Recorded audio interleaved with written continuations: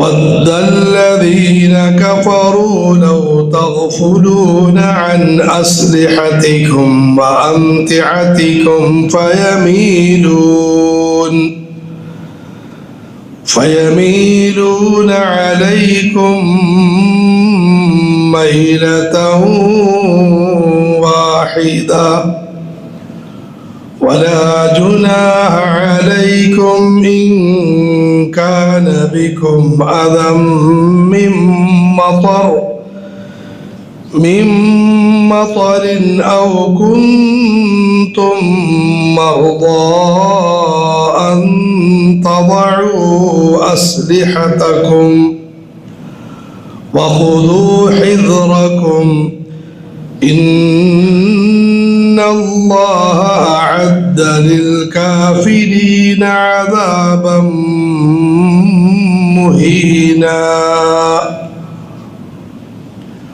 ആയത്തിന്റെ രണ്ടാം ഭാഗം വദ്ദല്ലദീന കഫറു, നിഷേധികൾ മോഹിക്കുന്നു, ലൗ തഗ്ഫുലൂന അൻ അസ്ലിഹതികും വഅംതിഅതികും, നിങ്ങൾ നിങ്ങളുടെ ആയുധങ്ങളെ തൊട്ടും സാധന സാമഗ്രികളെ തൊട്ടും വിസ്മൃതിയിലായാൽ കൊള്ളാമെന്ന്. ഫയമീലൂന അലൈക്കും, അപ്പോൾ അവർ നിങ്ങൾക്ക് മേൽ ചാടി വീഴുന്നതാണ്. മൈലതൻ വാഹിദ, ഒരൊറ്റ ചാട്ടം ചാടുന്നതാണ്. വലാ ജുനാഹ അലൈക്കും, നിങ്ങളുടെ മേൽ കുഴപ്പമില്ല. ഇൻ കാന ബികും അദാ, നിങ്ങൾക്ക് ബുദ്ധിമുട്ട് വല്ലതുമുണ്ടെങ്കിൽ. മിൻ മതർ, മഴയുടെ ബുദ്ധിമുട്ട് വല്ലതുമുണ്ടെങ്കിൽ. ഔ കുന്തും മർദാ, അല്ലെങ്കിൽ നിങ്ങൾ രോഗികളായിരുന്നാൽ. അൻ തദഉ അസ്ലിഹതകും, നിങ്ങൾ ആയുധം താഴെ വെക്കുന്നത് കൊണ്ട് യാതൊരു കുഴപ്പവുമില്ല. വഖുദൂ ഹിദ്റകും, എന്നാൽ നിങ്ങൾ സൂക്ഷ്മത മുറുകെ പിടിക്കുകയും വേണം. ഇന്നല്ലാഹ അഅദ്ദ ലിൽകാഫിരീന അദാബൻ മുഹീനാ, തീർച്ചയായും അല്ലാഹ് നിഷേധികൾക്ക് വേണ്ടി നിന്ദ്യമായ ശിക്ഷ ഒരുക്കി വച്ചിരിക്കുന്നു. യുദ്ധം പോലെയുള്ള ഭയത്തിന്റെ സമയത്ത് നമസ്കരിക്കണം, ജമാഅത്തായി നമസ്കരിക്കണം. എന്നാൽ ആ നമസ്കാരത്തിൽ ആയുധമേന്തണം, ജാഗ്രത മുറുകെ പിടിക്കണം. ഇതിൽ മൂന്നാമത്തെ വിഷയത്തെക്കുറിച്ച് നമുക്കൊരു സംശയമുണ്ടാകും. എന്തിനാണ് നമസ്കാരത്തിൽ ആയുധം പിടിക്കുന്നത്? ളുഹർ നമസ്കാരം 2 റക്അത്ത് 3 മിനിറ്റ് കൊണ്ട് സിമ്പിളായിട്ട് നമസ്കരിക്കണം. നമ്മുടെ പകുതി സഹോദരങ്ങൾ അവർ യുദ്ധമുഖത്ത് നിലയുറപ്പിച്ചിട്ടുമുണ്ട്. ഈ സമയത്ത് നമ്മൾ എന്തിന് ആയുധം പിടിക്കണം? ആയുധം മടിയിൽ വല്ലതും വെച്ച് ആവശ്യം വന്നാൽ ചാടിയങ്ങ് എടുത്താൽ പോലെ. പ്രത്യേകിച്ചും ഇന്നത്തെ കാലഘട്ടത്തിലെ നമ്മളുടെ നമസ്കാരം അടുത്തുള്ള കാര്യങ്ങളെന്നല്ല, റെയിൽവേ സ്റ്റേഷനിൽ ട്രെയിൻ വരുന്നതും പോകുന്നതും നമുക്ക് മനസ്സിലാക്കാൻ സാധിക്കുന്നു. വിമാനം പറക്കുന്നതല്ല, ഏത് വിമാനമാണ് എന്ന് പോലും നമുക്ക് മനസ്സിലാകുന്നു. ഒരു കാറിന്റെ ഹോൺ കേട്ടാൽ ഇന്ന കാറാണ്, ഇന്ന ആളുടെ വണ്ടിയാണ് എന്ന് പോലും നമ്മൾ തിരിച്ചറിയുന്നു. ഒരു ഈച്ച 1 കിലോമീറ്റർ ദൂരത്ത് നിന്ന് പറന്നു കഴിഞ്ഞാൽ നമ്മളുടെ കണ്ണും അതിന്റെ കൂട്ടത്തിൽ പറന്നുകൊണ്ടിരിക്കുന്നു. ഈ സമയത്ത് നമുക്കൊരു ചിന്ത വരും, എന്തിനാണ് ഈ ആയുധമെല്ലാം ഏന്തുന്നത്? അല്ലാഹു സുബ്ഹാനഹു വ തആല സഹാബാക്കളുടെ നമസ്കാരത്തെ ചിത്രീകരിക്കുകയാണ്. മൗലാന മുഹമ്മദ് ഇല്യാസ് റഹ്മത്തുള്ളാഹി അലൈഹി പറയുന്നു, ഈ ആയത്തിൽ അല്ലാഹു സഹാബത്തിന്റെ നമസ്കാരം പറയുന്നു, ഒരു മുഅ്മിനിന്റെ നമസ്കാരം എങ്ങനെയായിരിക്കണമെന്ന് പറയുന്നു.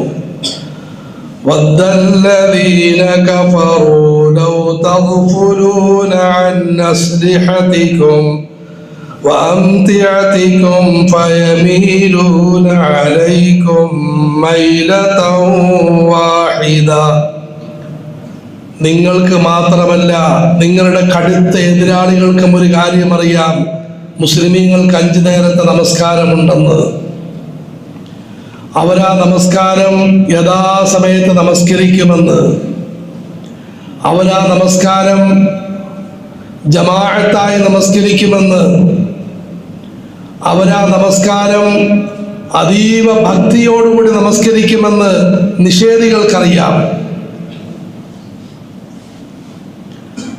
അവർക്കറിയാം മുസ്ലിമീങ്ങൾ നമസ്കരിക്കാൻ കൈകെട്ടിക്കഴിഞ്ഞാൽ അവർ ഈ ലോകത്ത് നിന്നും പറന്നുയർന്ന് അള്ളാഹുവിൻ്റെ മിഅ്റാജിനെ പ്രാപിച്ച് പടച്ചവന്റെ സന്നിധാനത്തേക്ക് അവർ നീങ്ങുകയാണ്.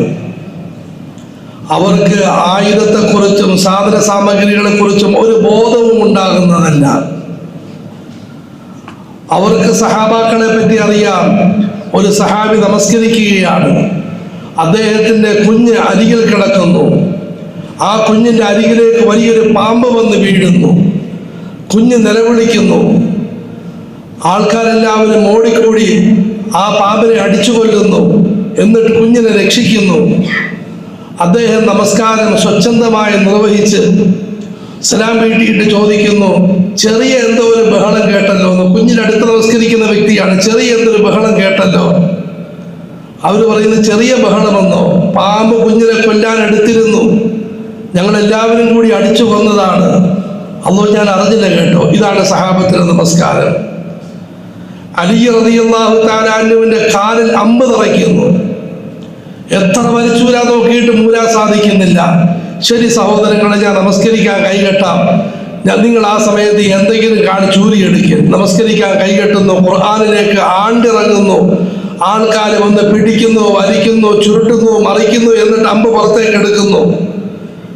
അലി റളിയല്ലാഹുവിന്റെ നമസ്കാരം പുഞ്ചിരിച്ചുകൊണ്ട് പൂർത്തിയാക്കുന്നു.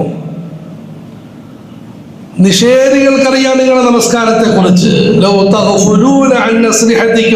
ഇവന്മാര് കൈകെട്ടി കഴിഞ്ഞാൽ ഇവർക്ക് വടിയുമില്ല, വാളുമില്ല, ആകാശവുമില്ല, ഭൂമിയുമില്ല.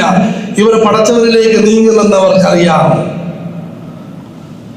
മൗലാന വിലപിക്കുന്നു, നമ്മുടെ നമസ്കാരങ്ങളെ പറ്റി ചിന്തിക്കും.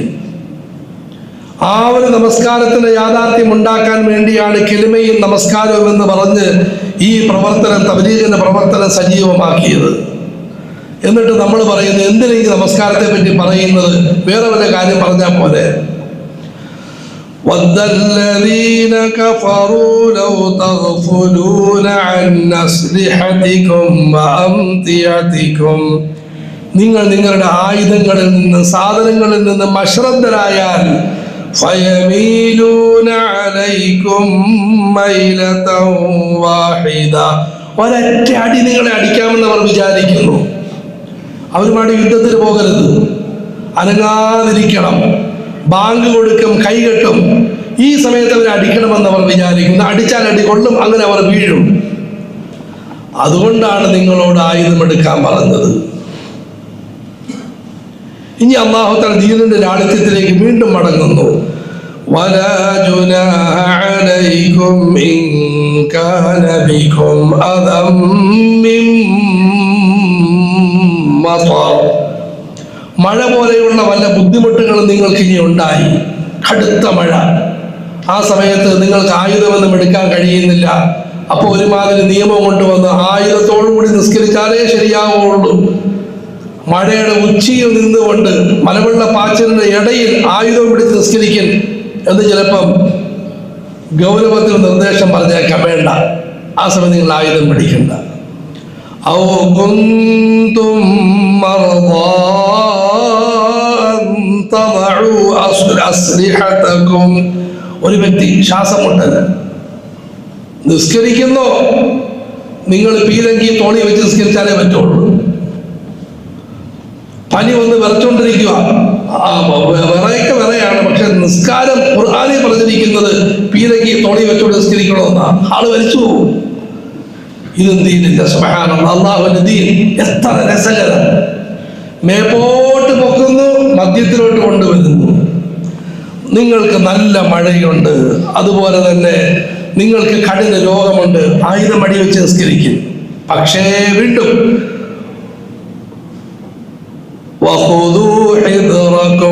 ആ സമയത്ത് ജാഗ്രതയും വേണം കേട്ടോ, ജാഗ്രതയും വേണം. ഞാൻ രോഗിയാണ്, ആയുധബന്ധം വേണ്ട, അതുകൊണ്ട് കണ്ണുമൂട്ടി നിസ്കരിക്കുന്ന യുദ്ധമുഖത്ത് നിന്ന്, അത് പറ്റത്തില്ല. ജാഗ്രത വേണം, ശ്രദ്ധ വേണം, ഒരു കണ്ണ് സൂക്ഷിക്കണം. ദീൻ എത്ര സരസം, മനുഷ്യന്റെ വികാര അവസ്ഥകളുമായി എത്രമാത്രം താദാമ്യം പ്രാപിച്ചിരിക്കുന്നു. وَخُذُوا حِذْرَكُمْ إِنَّ اللَّهَ أَعَدَّ لِلْكَافِرِينَ عَذَابًا مُهِينًا. നിങ്ങളിങ്ങനെ നമസ്കാരം നിർവഹിച്ചാൽ ഒരു ഭാഗത്ത് അല്ലാഹു തആല നിങ്ങൾക്ക് ഉയർന്ന വിജയം നൽകും. നിങ്ങൾക്ക് അല്ലാഹു തആല പോരാട്ടത്തിൽ പുരോഗതി നൽകും. നിങ്ങൾക്ക് അല്ലാഹു ദുനിയാവിലും ആഖിറത്തിലും വെച്ചിരിക്കുന്ന വിജയം അല്ലാഹു നിങ്ങൾക്ക് കനിയും. മറുഭാഗത്ത് നിഷേധികൾക്ക് അല്ലാഹു തആല നിന്ദ്യമായ ശിക്ഷ ഒരുക്കി വെച്ചിരിക്കുന്നു. അതുകൊണ്ട് പ്രിയപ്പെട്ട സഹോദര സഹോദരി, 3 കാര്യങ്ങളാണ് ഈ ആയത്തിലുള്ളത്. ഒന്ന്, നമസ്കരിക്കണം. നമസ്കാരം മുടക്കരുത്. യുദ്ധത്തിന്റെ പേര് പറഞ്ഞു പോലും നമസ്കാരം മുടക്കാൻ അനുവാദമില്ല. കല്യാണത്തിന്റെ പേരിൽ നമസ്കാരം മുടക്കരുത്. എന്നെല്ലാം നിങ്ങളുടെ യുദ്ധം വിജയിക്കണമോ, കല്യാണം മംഗളമാകണമോ, നമസ്കാരം നിങ്ങൾ നിർവഹിക്കും. ഹജ്ജിന് പോകുന്ന സഹോദരങ്ങൾ നമസ്കാരം മുടക്കിക്കൊണ്ട് യാത്ര ചോദിച്ചുകൊണ്ടിരിക്കുന്നു. എവിടുന്ന് വരുന്നു? യാത്ര ചോദിക്കാമെന്ന്. മഗ്‌രിബ് നിസ്കരിച്ചില്ല, അതൊക്കെ പിന്നെ ആകാം. മക്കത്ത് അതിനു വേണ്ടിയല്ല പോകുന്നത്. ഇല്ല, ഇവിടുന്ന് നിങ്ങൾ നമസ്കരിക്കും. നമസ്കാരം മുടക്കരുത്. സമുദായമേ, നിസ്സാര വിഷയങ്ങൾ വരുന്നു, നമസ്കാരം മുടക്കുന്നു. ഒരിക്കലും പാടില്ല. യുദ്ധമാണെങ്കിലും നമസ്കരിക്കണം. 2, നമസ്കരിക്കുന്ന സഹോദര ജമാഅത്തിന്റെ ഗൗരവം മനസ്സിലാക്കണം. യുദ്ധമുഖത്താണ് നായകൻ. നമസ്കാരത്തിന് എന്താണ് ഇമാമായി നമസ്കരിക്കുന്നു, സഹാബികൾ കൈകെട്ടി നമസ്കരിക്കുന്നു. ഇന്ന് എത്ര സൗകര്യം! ആശുപത്രികൾ അരികിൽ മസ്ജിദുകൾ, റോഡ് അരികിൽ മസ്ജിദുകൾ, നമ്മളുടെ വീടിന്റെ അരികിൽ മസ്ജിദുകൾ, അതിലും വിശാലമായ സൗകര്യം. അള്ളാഹു സൗകര്യം ഇനിയും വർദ്ധിപ്പിക്കുമാറാകട്ടെ, നമുക്ക് നന്ദി തരുമാറാകട്ടെ. ചില മസ്ജിദുകളിൽ സുജൂദ് ചെയ്താൽ തല ഉയർത്താൻ പറ്റുകയില്ല, അത്ര മനോഹാരിത. സുഖമായി നമസ്കരിക്കാൻ സാധിക്കുന്നു. ജമാഅത്തായി നമസ്കരിക്കും. പണ്ഡിതന്മാരിൽ ബഹുഭൂരിഭാഗം പണ്ഡിതന്മാരുടെയും അഭിപ്രായം നമസ്കാരത്തിൽ ജമാഅത്തായി നമസ്കരിക്കൽ വാജിബ്, നിർബന്ധമാണെന്നാണ്. ഒരു കൂട്ടം മഹാന്മാരുടെ അഭിപ്രായം നിർബന്ധമില്ല, ഫർദ് ഐൻ, വ്യക്തിപരമായ ബാധ്യതയാണ്. ജമാഅത്ത് നമസ്കരിക്കാൻ കഴിവുണ്ടായിട്ട് നമസ്കരിക്കുന്നില്ലെങ്കിൽ നമസ്കാരം സാധുവാകുന്നതല്ല. നമ്മൾ ജമാഅത്ത് നമസ്കാരം മുടക്കുന്നു. അതുകൊണ്ട് ജമാഅത്ത് നമസ്കാരത്തിന് പ്രാധാന്യം, ഇതാണ് ഈ ആയത്തിലെ വലിയ ഗൗരവമായ സന്ദേശം. 3-ാമത്തെ കാര്യം, റഹ്മാനായ റബ്ബ് എനിക്ക് നിങ്ങൾക്കും തൗഫീഖ് നൽകുമാറാകട്ടെ. നമസ്കാരം കഴിവിന്റെ പരമാവധി നല്ല നിലയിൽ നമസ്കരിക്കും. ഇമാം ഗസ്സാലി റഹ്മത്തുള്ളാഹി അലൈഹി പറയുന്നു, 1, നമസ്കാരത്തിന്റെ കോലം നന്നാക്കി. മലമൂത്ര വിസർജനം, കുളി മുതൽ സലാം വീട്ടുന്നത് വരെയുള്ള കോലം നന്നാക്കി. കൈകൊണ്ട് പണിയെടുത്ത് നടത്താതിരിക്കും. നമസ്കരിക്കാൻ കൈകെട്ടുമ്പോൾ ചൊറിച്ചിൽ വരാറുണ്ട്. നമസ്കരിക്കാൻ കൈകെട്ടുന്ന സമയത്ത് കോട്ടുവ വരാറുണ്ട്. നമസ്കാരത്തിന് കോലം നിയന്ത്രിക്കും. 2, നമസ്കാരത്തിന്റെ പാരായണം ശരിയാക്കി. തക്ബീറത്തുൽ ഇഹ്റാം, വജ്ഹത്തു, ഫാത്തിഹ മുതൽ അത്തഹിയ്യാത്ത് വരെയുള്ള പാരായണം ശരിയാക്കി. ഗവൺമെന്റിന് നമ്മൾ അപേക്ഷ കൊടുക്കുന്നു, ഒരക്ഷരം തെറ്റിയാൽ വലിച്ചെറിയുന്നു. ഇപ്പൊ ഉംറയുടെ യാത്രയുടെ എന്റെ ഒരു അക്ഷരം തെറ്റി, ഒരൊറ്റ ഏറെടുത്ത് തെറ്റ് വന്നിരിക്കുന്നു.